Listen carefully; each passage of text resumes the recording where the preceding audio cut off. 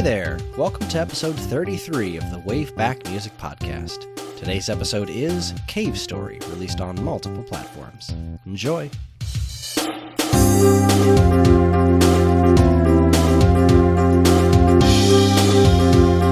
Hello again, this is the WaveBack Music Podcast. My name is Kris. And I'm Vicky. And we're here to talk to you about some of the most interesting video game music there is.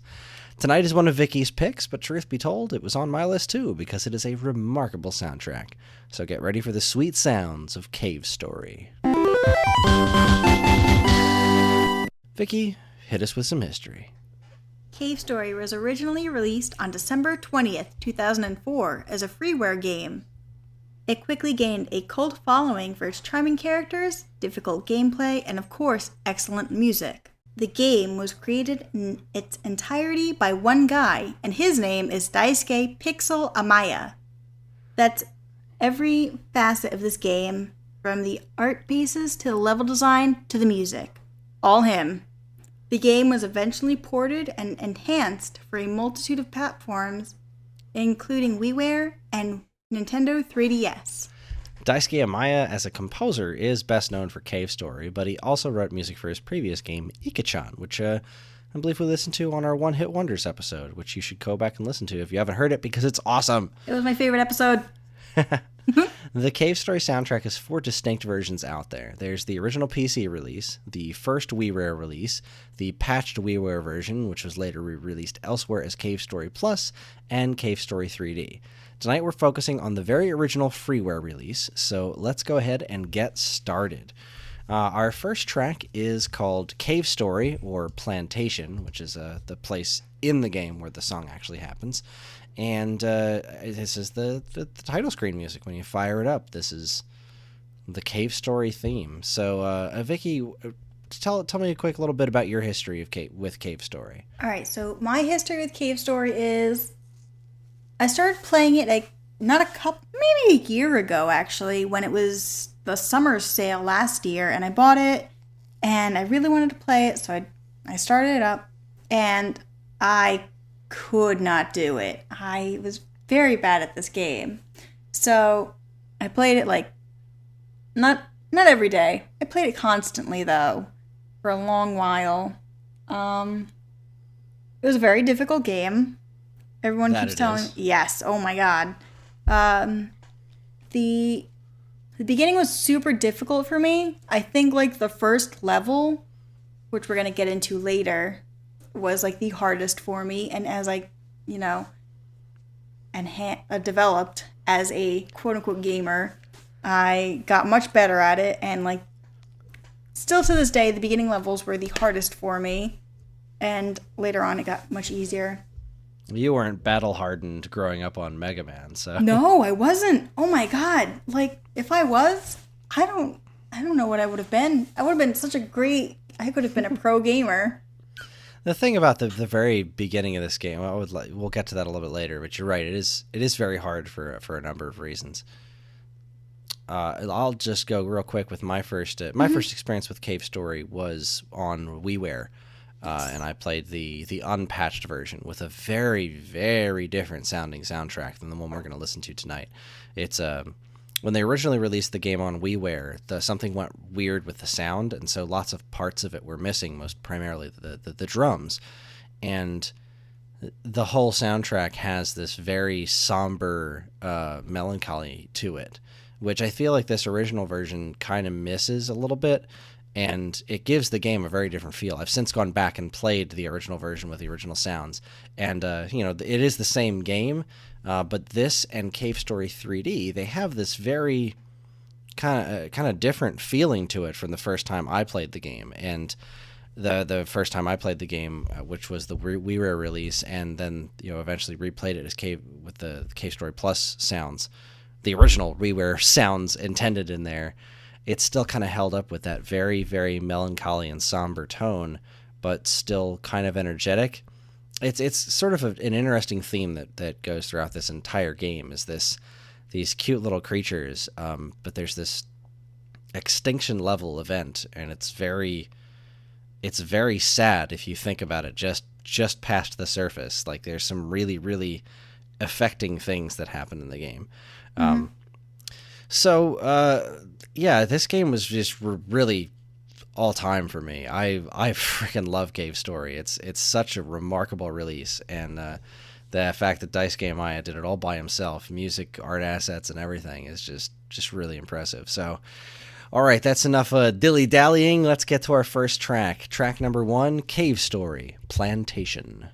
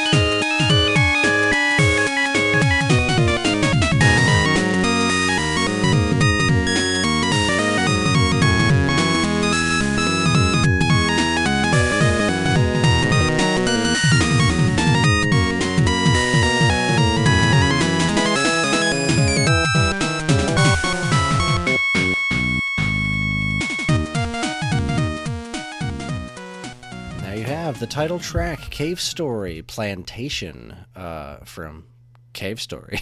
Surprise. That song makes me so happy. Me too. It's a really, really catchy tune. Mm-hmm. It's not expected.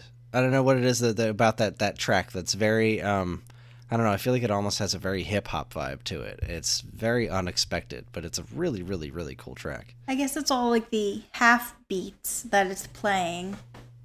Yeah. Yeah, I guess that must be it. They're so great. It makes me like super prepared for the game. Like, oh, this is gonna be a great game. Everyone's been hyping it up for me. I'm gonna play it. It's gonna be so exciting.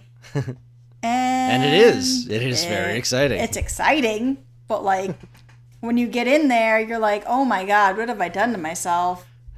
Someone help me. So I'm guessing you never made it to hell in this game? No, I haven't. I heard it's the worst. I've gotten through like maybe half of it, and I said I can't do this. If I spent all my time memorizing exactly how to do this, I'm sure I could eventually do it, but ain't nobody got time for that. Oh my god. I watched some gameplay videos of it, and I'm like, how do people do this? It's just memorization. It's just all memorization, and I can't do that.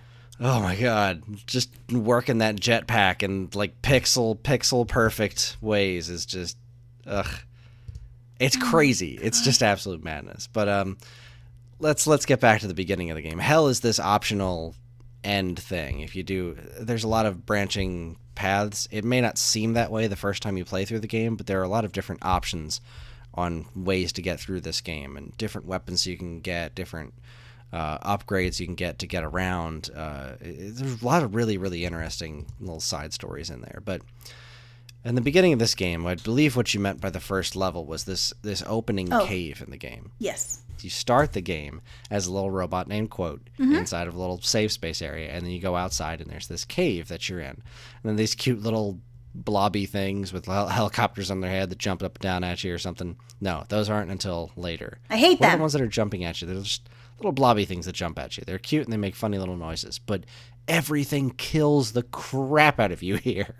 Oh my god, like, yeah, I was stuck on this level for hours. I'm like, I want to kill everything and, get all the experience and stuff.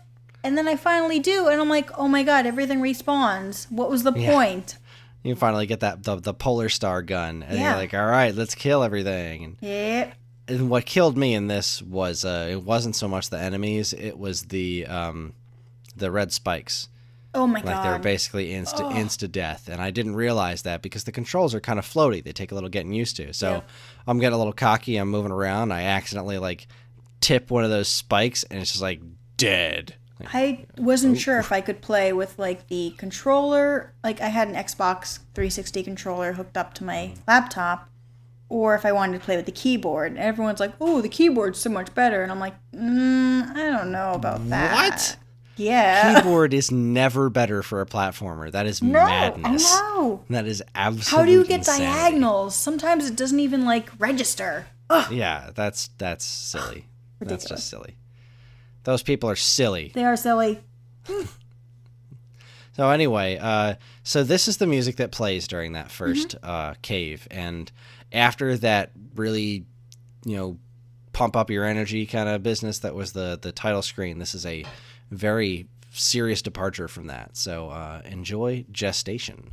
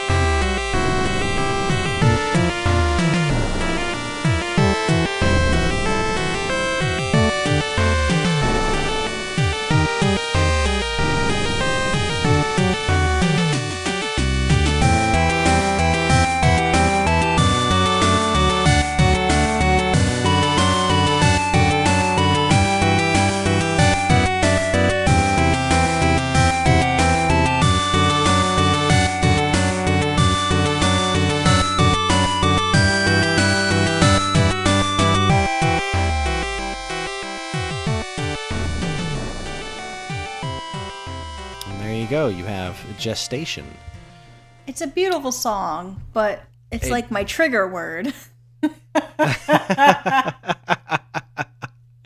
Yeah, it is a strange... I don't understand why this song is called what it's called. Because there's a spot later in this game called the Egg Corridor that I would think that song would be called this because there's actual gestation happening there. But yeah, I don't know. But it is a really interesting song. It gets very beautiful like the more things build in it. Yeah. And again, it's very somber, you know? It's like it's not a very happy song by any stretch of the imagination. It just kind of exudes this weird kind of lonely melancholy, which is a theme that courses throughout this whole game. But it's an interesting way to start this game. And it moves on to our next track, which is the next area in the game. Once you finally get through everything with that, you get your Polar Star gun and you start shooting all the bad guys, and then you get to a door, and the door pops an eyeball out of it and kills you if you're not careful. That happened the first time I got to it. Yep. It's like, screw you, door. Me Really? too. The door kills me? Mm-hmm. Fine. But you get through that door, and you wind up falling down a hole and crashing into Mimiga Town, where these cute little Mimigas, which are these little bunny rabbit things, and they're adorable. They look so familiar. They look like, what you would find in Undertale. How strange. I've never played Undertale. I didn't know. Oh, there's a character that, it resembles the Mimiga characters. Really? Yeah. Oh, I forgot what her name was. She looks like a bunny. Anyway. Anyway. Yeah. So these cute little bunny rabbit things. I mean, this was your game pick. Why don't I let you describe Mimiga Town for us? It is a nice, pleasant town. Well, you first walk in and you see this character.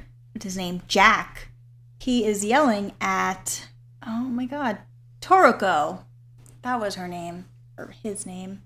And you're like, oh my god. Or Tokoro? I think it's now. Toroko. I think you're right. And King. His name is King. That's what I was going to say. Yes, it's not Jack. And Jack was like the nerd guy that you meet later on. Like, you see these two guys. He's the one who's always pointing at stuff, right? Yeah, he's always pointing. Constantly pointing. But you see them and they're fighting, and you're like, oh my god, what kind of town is this? And you hear this, like, pleasant music, and you're like, oh my god, this is so cute. Why were they fighting? What's happening? Because they're talking about Sue? Mm-hmm. Yep.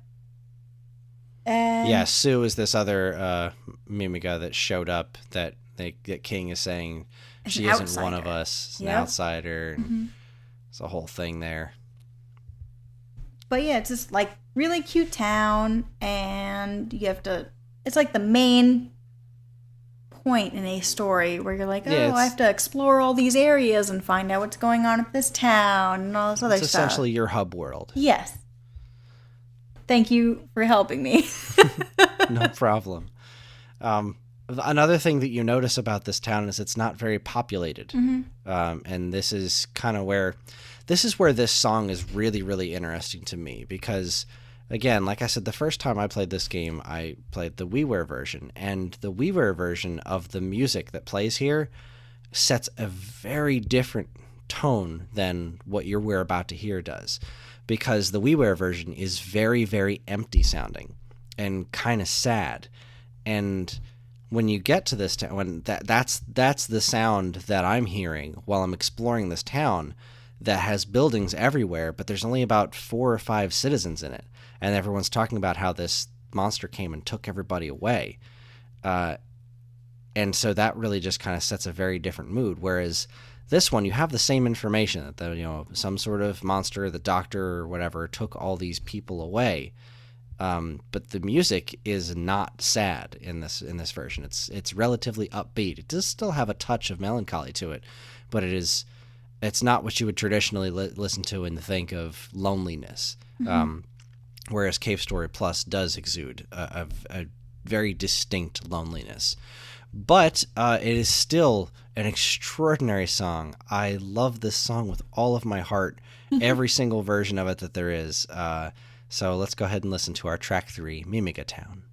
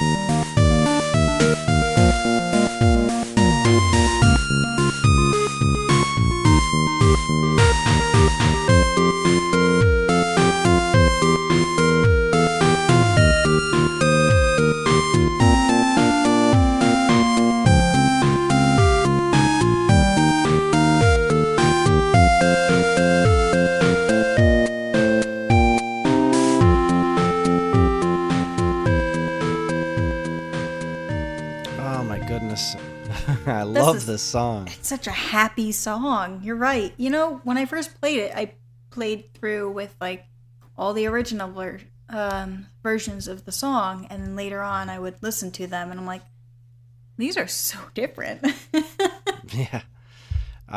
You can tell that it's a little slow. It's still got that little touch of sadness to it, but it's just such a pleasant piece of music. And there's a whole kind of second part of this that doesn't exist in the version that I played first in Cave Story Plus soundtrack. And I don't know that it's necessarily better or worse for that, but still I can't say enough about this track. I love it. It is so well pieced together. It fits this world so nicely, and it's just great. Mm-hmm. I mean, they're bunny people. What can you be sad about? The fact that they've all been taken away by a mad scientist called the Doctor. Talk about that. We talk about all the good times. What good times? There are almost... That's the thing about this game, is that it's adorable and it's bright and the soundtrack is awesome and happy and boppy. There are almost no good times in this game. We like to think about them. We like to pretend that they happened.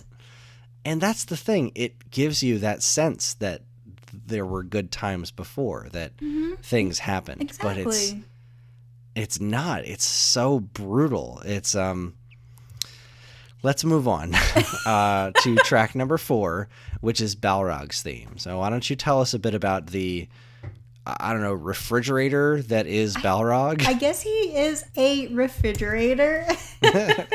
He's so cute. I don't know. All right, so Balrog is an assistant to the Doctor, whose job it is to destroy soldiers, which, you are.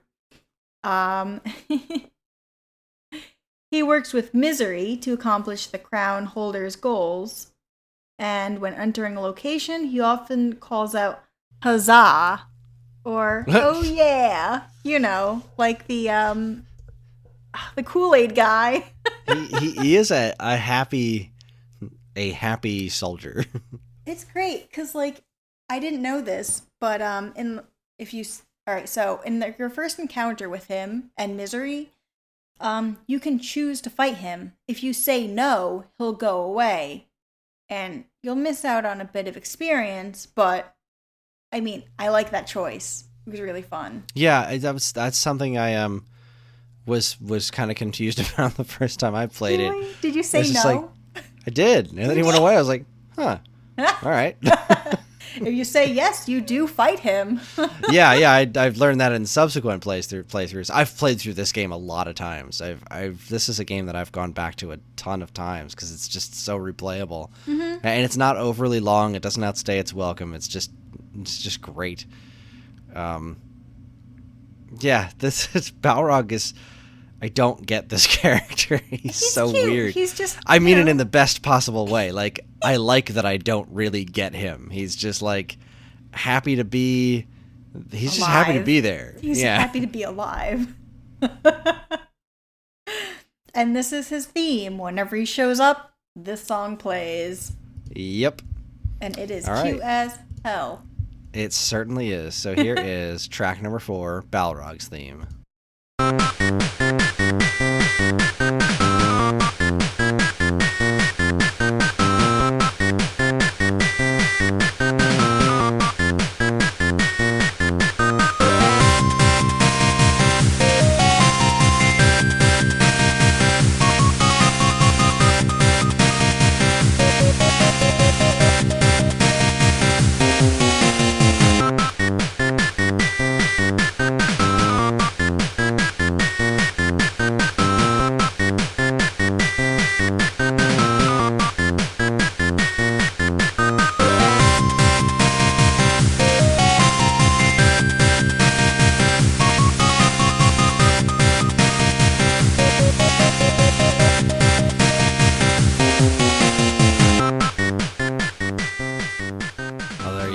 The fun little march that is Balrog's theme. When you first hear it, it's so dopey. Like, you know, it's your first impression of him. And then it's like, oh, he's getting serious. I guess I should too.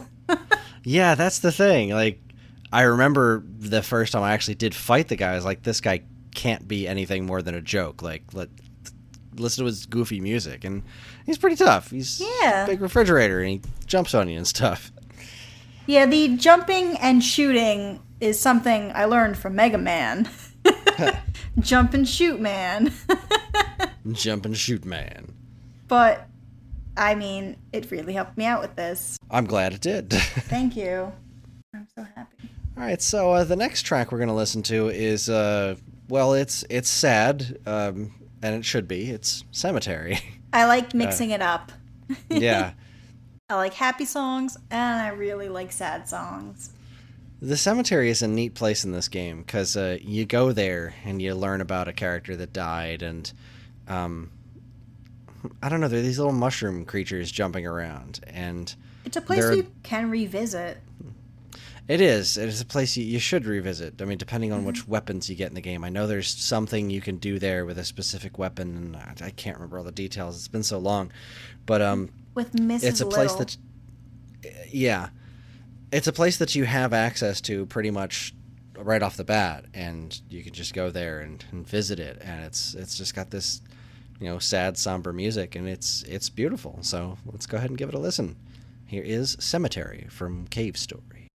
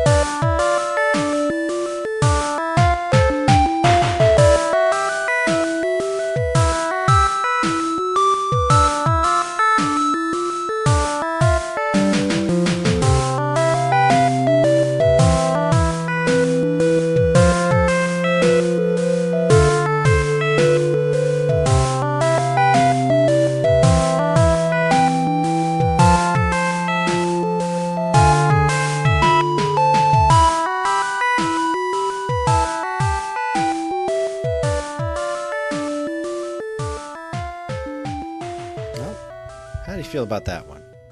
Very sad. Quite. And yet still has just a little bit of liveliness to it, which is odd considering it's a graveyard. A cemetery, yeah. Yeah.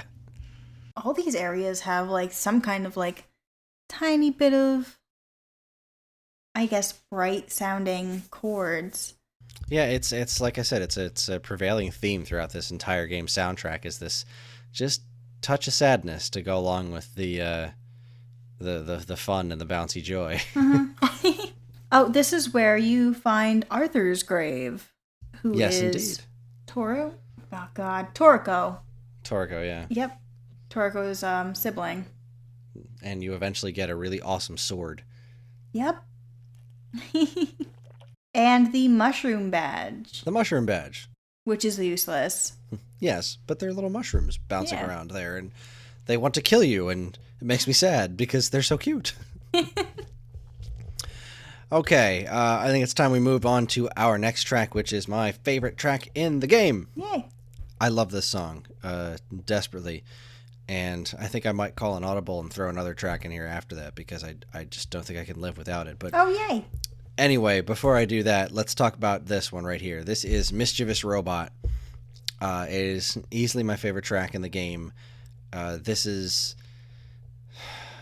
It's not my favorite version of it, but it is. There are no bad versions of this song, and this song, no matter which form it takes, is just so good. It's such a great action level adventure sounding song. It's super happy, it's super fun, and it's really, really interestingly put together. It's a freaking masterpiece. So here is our next track from Cave Story, Mischievous Robot.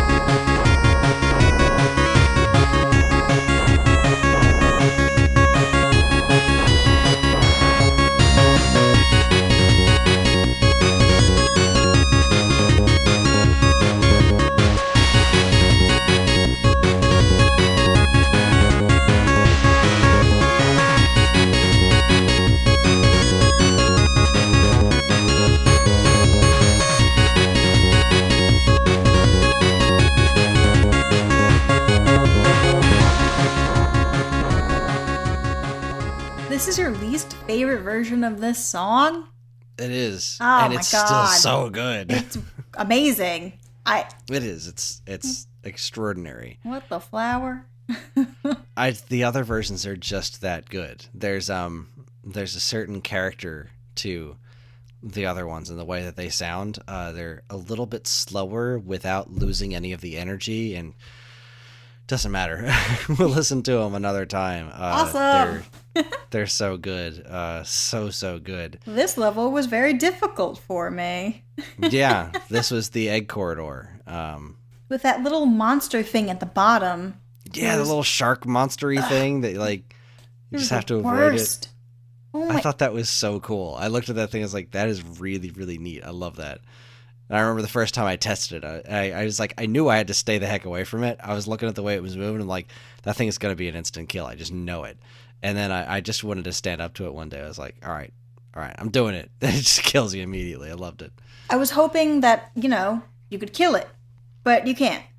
Nope, you just got to avoid it. Ugh, it's so annoying. Oh my god, especially like later on with those like developed bats. Mm-hmm. Ugh. Well, anyway, I really like the song a lot. It's great so track. Mm-hmm. All right, so our next one is called Eyes of Flame. Vicky, why don't you tell us a little bit about this one? Oh, this is the boss fight song. This is where you first fight Ball Frog, which I thought was hilarious. Instead of Balrog, just Ball Frog. You also fight Omega and Monster X to this song. And this is, I don't know, it's a really fun song. I picked like really exciting songs for this. Like, oh, when you think of Cave Story, these are the songs you think of. I mean, I know most of them are in the beginning, but they're kind of like important to the theme of this game. I would agree with that. I also like Bullfrog a lot, and that's pretty awesome. I wanted to represent that guy. Nothing wrong with that. So here we go. Let's listen to Eyes of Flame.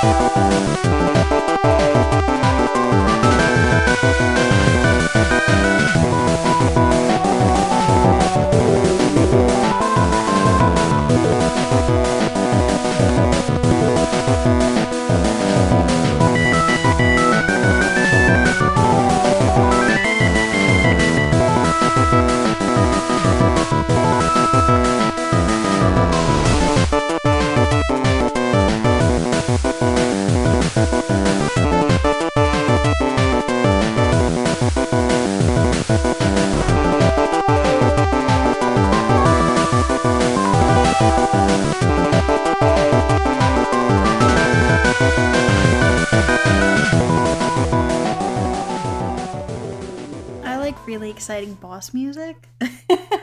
Nothing wrong with that. This is a great boss track. There's a lot of great bosses in this game too. Yeah, it's so high energy. It's so good.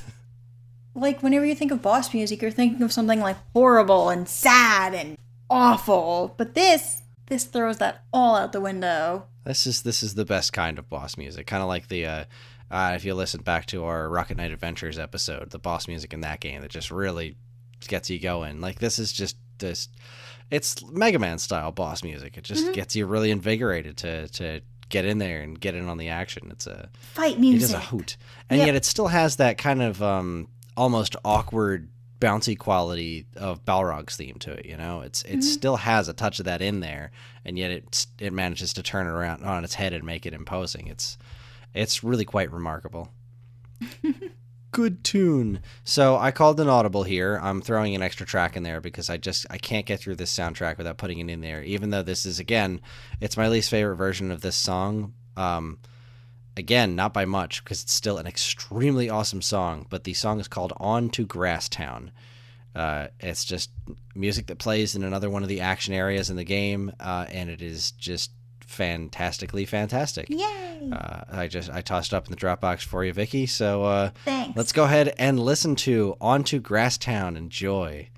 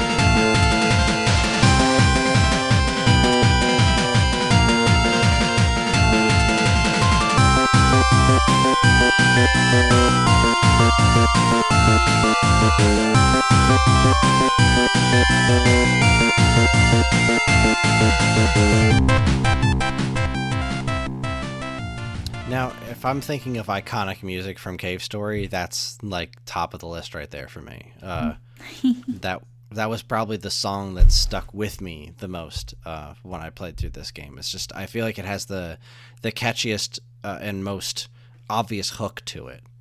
It's such a fun song. It's so boppy and amusing. It's also where you meet Santa. It is indeed where you meet Santa. Man, this game is weird. It also has some robot people in there too. Yes, it also has the cabin where what's his face is in the beginning of the game, and the bike that you get, the jet bike or whatever. Oh, and you also get Fireball. Yes, is where you get the fireball gun, which is super awesome. It's so bouncy.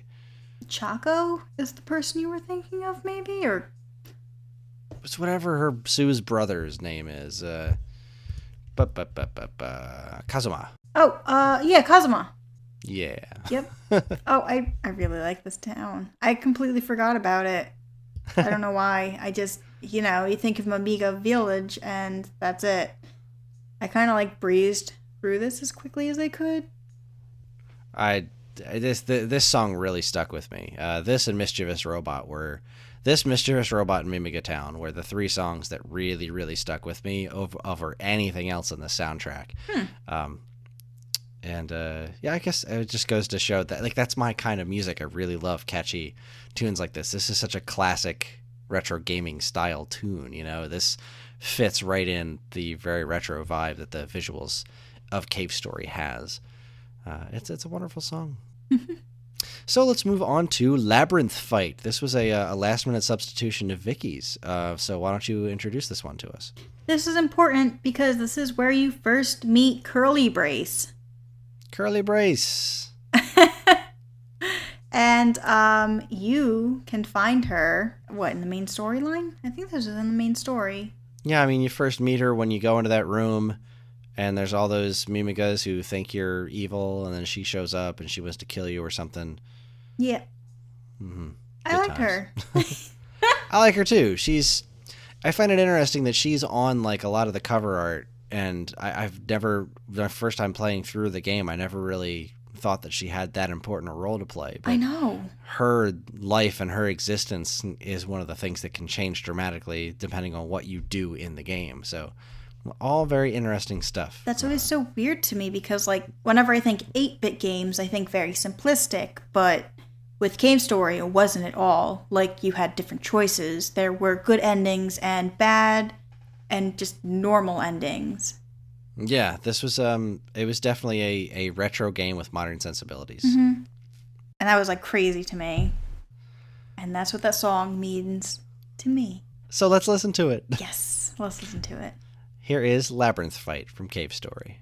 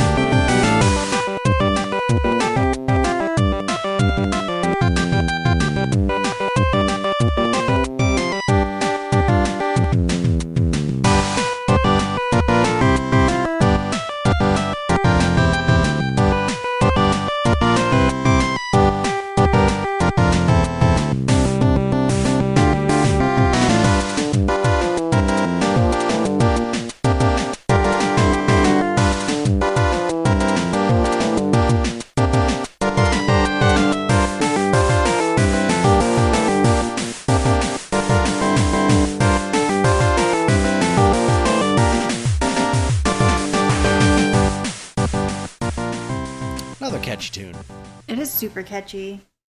I like it. I don't have a lot to say about it. You don't? Like, No, whenever I I mean- think about her, I think about that as her theme because, you know, that's when she first shows up. See, that's the thing. Like when I think about Curly, I also think of like a certain degree of sadness, and this one has always really just kind of struck me as so the opposite of sad. Yeah, it's happy. I know it's happy, and she's a happy character, but her story's kind of sad, and yeah, I don't know. This song, taken on its own, is very good. I've always just kind of felt that in the game itself, this was probably the song that fit the least with what was happening in the game, at least to me. I see. But you know, that's just my interpretation. I'm assuming you have a different interpretation. Yep. I thought of her as a happy character, and even though her backstory was sad, I was like, you know what? That doesn't like change who she has become as a character. No, I think it's just the fact that the song is so overtly happy, and that it doesn't have those same melancholy undertones, and it's also not very complex. Whereas she's a complex character, and this is just a very straightforward, joyous, yay adventure song. I don't know. It's still a great track. There are no bad tracks here. No. And speaking of which, let's move on to Moon Song, which I just want to listen to it because I'm pretty sure this is the track I think it is. I don't remember for sure, but if it is, I love it. If it's not, I probably still love it because the soundtrack's awesome. So here is Moon Song from Cave Story.